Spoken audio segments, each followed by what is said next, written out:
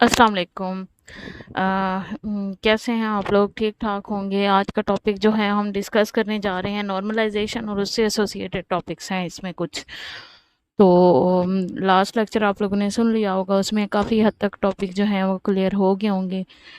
थोड़ा सा पिछले लेक्चर के बारे में अगर हम पढ़ लें तो हमने कीज़ के बारे में पढ़ा था कि कीज़ क्या होती हैं, कितनी तरह की होती हैं, क्यों यूज़ करते हैं।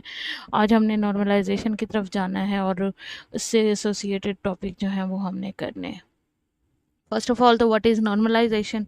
बेसिकली नॉर्मलाइजेशन क्या है? नॉर्मल वर्ड से अंदाज़ा आपको हो गया होगा कि किसी भी चीज़ को नॉर्मलाइज करना, ऐसी फॉर्म में लेके आना कि जो कि इजी टू यूज़ हो।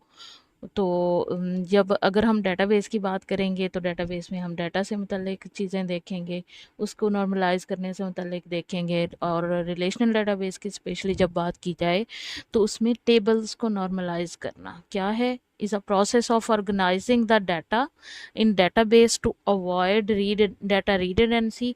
हमने डाटा को इस शक्ल में डेटाबेस के अंदर ऑर्गेनाइज करना है कि डाटा रिडंडेंसी जो है, इसकी data redundancy, इंजर्शन anomaly, updation anomaly, deletion anomaly, ये सारी चीज़ें उसमें एग्जिस्ट ना करें। ठीक है, तो उससे पहले तो हम देख लेते हैं ये अनोमलीज होती क्या हैं। Anomaly is a problem, basically ये प्रॉब्लम है। ठीक है, that is occur when data is entering to relation. जब डाटा एंटर किया जा रहा होता है उसमें इंसर्ट किया भी हो सकता है, अपडेट भी हो सकता है और डिलीट भी हो सकता है। टेबल के अंदर जब आप कोई भी ऑपरेशन परफॉर्म करने लगते हो तो वो परफॉर्म नहीं हो पाता या किसी वजह से वो आपको परफॉर्म, दूसरा डाटा उसकी वजह से अफेक्ट हो रहा होता है, तो इस प्रॉब्लम को हम कहते हैं अनोमली। नॉर्मलाइजेशन में इस प्रॉब्लम को हम क्या कहते हैं? अनोमली। तो नॉर्मलाइजेशन का बेसिकली ऐसा प्रोसेस है जिसके अंदर आपने एक तो डाटा रिडंडेंसी ख़त्म करनी है। डाटा रिडंडेंसी के बारे में आप लोगों को पता है कि डुप्लीकेशन ऑफ डाटा, कि डाटा की डुप्लीकेशन हमने कम से कम करनी है, कोशिश करनी है कि जितनी अवॉइड हो सकती है, जितनी कम हो सकती है, डाटा रिडंडेंसी को कम करें। उसके अलावा इन अनोमली इंजर्शन करते हुए जो प्रॉब्लम या अनोमली अकर होती हैं वो उनको ख़त्म किया जाए, अपडेशन अनोमली को ख़त्म किया जाए और डिलीशन अनोमली को। तो मेन हमारा ऑब्जेक्टिव जो है नॉर्मलाइजेशन का वो ये तीन चीज़ें, चार चीज़ें हैं कि अनोमलीज को ख़त्म करना और डाटा रिडंडेंसी को। इसमें अनोमलीज हर तरह की अनोमली आ सकती है और जो हर तरह का प्रॉब्लम है डाटा इंसर्ट करते हुए या डाटा डिलीट करते हुए या अपडेट करते हुए उनको डिस्कस करना। ठीक है, सबसे पहले हम अनोमलीज़ को डिस्कस कर लेते हैं, फिर उसके बाद हम नॉर्मल फॉर्म की तरफ जाएंगे। नॉर्मल फॉर्म्स क्या हैं? वो स्टेट हैं कि एक प्रोसेस के बाद हम कुछ प्रोसीजर अप्लाई करते हैं। प्रोसीजर अप्लाई करने के बाद जो एक ख़ास शक्ल आ जाती है जिसमें एक मसला कोई हल हो जाता है, उसको हम कहते हैं नॉर्मल फॉर्म। ठीक है, तो हर फॉर्म्स की यानी नॉर्मलाइजेशन के जो प्रोसेस में एक ख़ास स्टेट आती है उसको आप कहते हो नॉर्मल फॉर्म। ठीक है, तो अनोमलीज को देख लेते हैं। बेसिकली अनोमलीज तीन तरह की होती हैं डाटाबेस में: इंजर्शन, अपडेशन, डिलीशन अनोमली। एग्जाम्पल के थ्रू हम देख लेते हैं कि ये अनोमलीज क्या हैं, कि क्यों अकर हो रही हैं। Suppose a manufacturing company store the employee detail in a table name. Employee का टेबल है सिंपल, उसमें एम्प्लॉय की डिटेल वो ऐड कर रहा है। एम्प्लॉय आईडी के नेम, आईडी है, एम्प्लॉय नेम है, एम्प्लॉय एड्रेस है, उसके अलावा एम्प्लॉय एड्रेस है और इसके अलावा एम्प्लॉय का डिपार्टमेंट है। तो ये सारा हमने एम्प्लॉय से रिलेटेड डाटा एंटर किया है। एम्प्लॉय आईडी का नेम ये है, एम्प्लॉय उसका एड्रेस ये है और उसके डिपार्टमेंट दो हैं, यानी डिपार्टमेंट उसका D001 है और D002 है।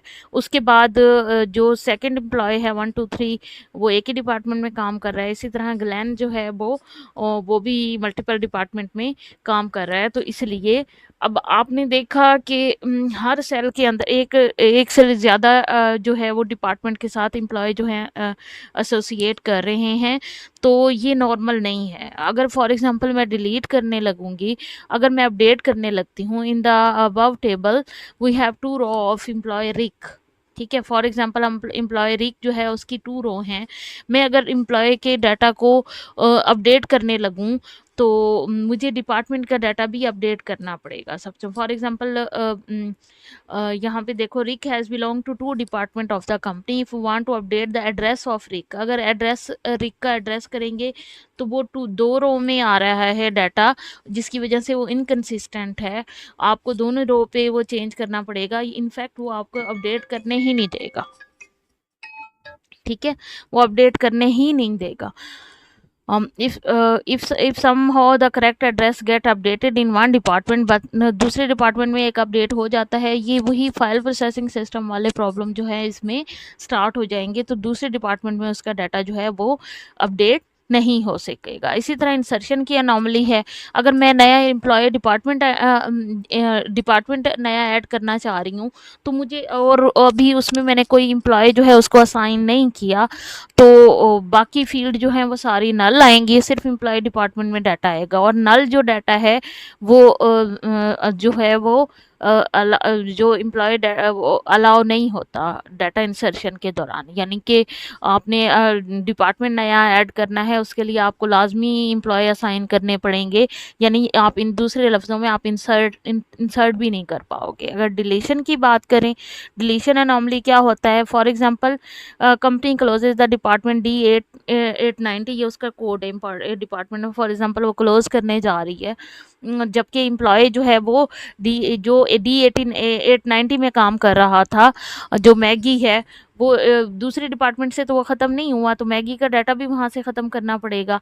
जब तक वो काम करते रहेंगे तब तक तो उसका डाटा होना चाहिए ना। तो अगर मैं एम्प्लॉय का डिपार्टमेंट जो है डिलीट करना चाहूँ, तो मुझे साथ साथ में मैगी का रिकॉर्ड भी डिलीट करना पड़ेगा, जिसकी वजह से यानी कि डिलीशन जो है वो डाटा जो है वो मेरा लॉस हो जाएगा एक तरह से। ठीक है, तो ये हो गई डिलीशन अनोमली। ठीक है, उसके बाद कुछ डिपेंडेंसीज होती हैं जिनको हमने कूप करना होता है, यानी डाटा रिडंडेंसी में डिपेंडेंसीज का बहुत ज़्यादा रोल है, कि कुछ डिपेंडेंसीज आपको क्रिएट करनी होती हैं और कुछ डिपेंडेंसीज जो हैं वो आपने ख़त्म करनी होती हैं। तो डिपेंडेंसीज बेसिकली डीबीएमएस में क्या होती हैं कि दो या दो से ज़्यादा एट्रीब्यूट जो है वो आपस में किसी वजह से डिपेंड कर रहे होते हैं। तो जो डिपेंडेंसी है, ये नॉर्मलाइजेशन में इस चीज़ को भी देखा जाता है, इनमें से कुछ डिपेंडेंसीज को ख़त्म किया जाता है और कुछ डिपेंडेंसीज क्रिएट की जाती हैं। ठीक है, तो डिपेंडेंसीज क्या होती हैं, एट्रीब्यूट का दूसरे एट्रीब्यूट पे डिपेंड करना, उनका आपस में रिलेशन होना, उनका आपस में डाटा शेयर करना।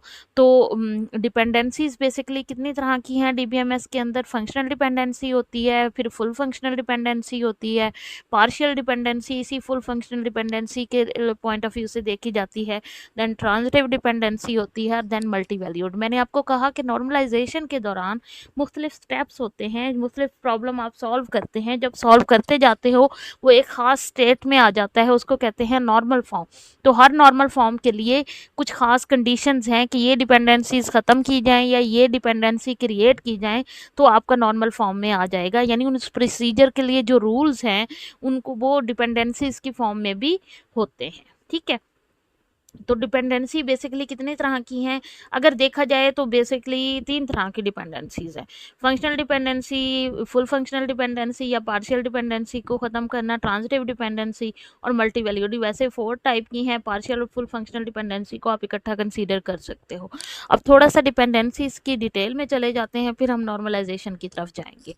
डिपेंडेंसीज में सबसे पहले फंक्शनल डिपेंडेंसी है। फंक्शनल डिपेंडेंसी को आप देखो कि information stored in a table can uniquely determine another information in a same table is called functional dependency. Two attribute का आपस में फंक्शनली एक दूसरे पे डिपेंड करना, जैसे फॉर एग्जांपल एक एट्रीब्यूट P है और एक एट्रीब्यूट Q है, तो Q जो है वो डिपेंडेंट है P पे या P डिपेंडेंट है Q पे। फॉर एग्जांपल एम्प्लॉय आईडी की मैं बात करूं, एम्प्लॉय आईडी क्या है, एम्प्लॉय आईडी एम्प्लॉय नेम और एम्प्लॉय एज एम्प्लॉय के टेबल में है, जिसमें एम्प्लॉय आईडी जो है वो इंडिपेंडेंट डिपेंडेंट है, जबकि एम्प्लॉय नेम अगर आईडी पता होगा तो एम्प्लॉय का नेम भी इजीली फाइंड किया जा सकता है और उसकी एज भी फाइंड की जा सकती है।